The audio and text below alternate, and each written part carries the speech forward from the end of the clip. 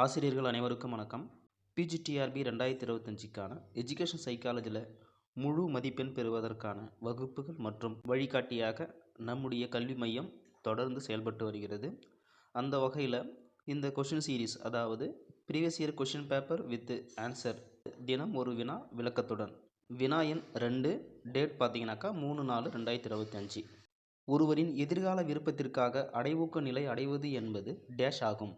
இது பிஜிடிஆர்பி 2021-22 கேட்கப்பட்ட வினா.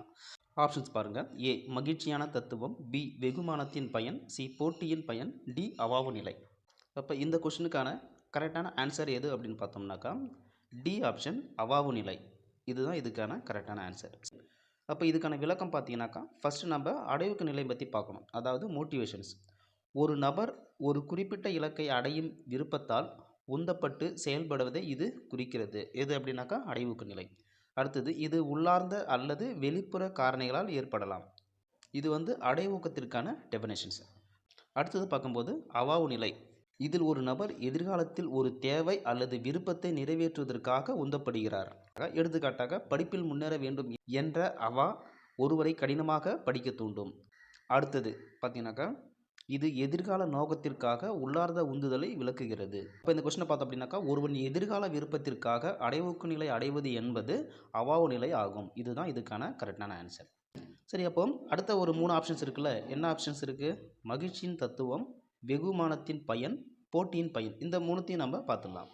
அதர் ஆப்ஷனில் மகிழ்ச்சியின் தத்துவம், இது இன்பத்தை நாடும் தன்மையை குறிக்கும், ஆனால் எதிர்கால இலக்குகளுடன் நேரடியாக தொடர்பு இல்லை.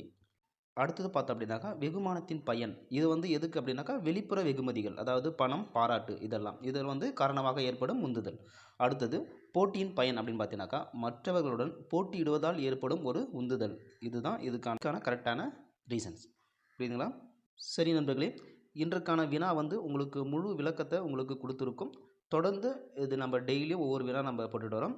மேலும் 2001 இப்போ லாஸ்ட்டாக நடந்த 2022 வரைக்கும் கேட்கப்பட்ட அனைத்து சைக்காலஜி வினாக்களுக்கும் நம்முடைய டெஸ்ட் பேட்சில், அதாவது நம்முடைய சைக்காலஜி தமிழ் எலிஜிபிள் டெஸ்ட் மற்றும் ஜிகே டெஸ்ட் பேட்சில் ஜாயின் பண்ணுற அனைவருக்கும் முழு விளக்கத்துடன் கொடுக்கப்படும். விருப்பமுள்ள ஆசிரியர்கள் நம்முடைய டெஸ்ட் பேட்சில் சேர்ந்து பயன்பெறுவோம். மீண்டும் அடுத்த பதிவில் சந்திப்போம். நன்றி.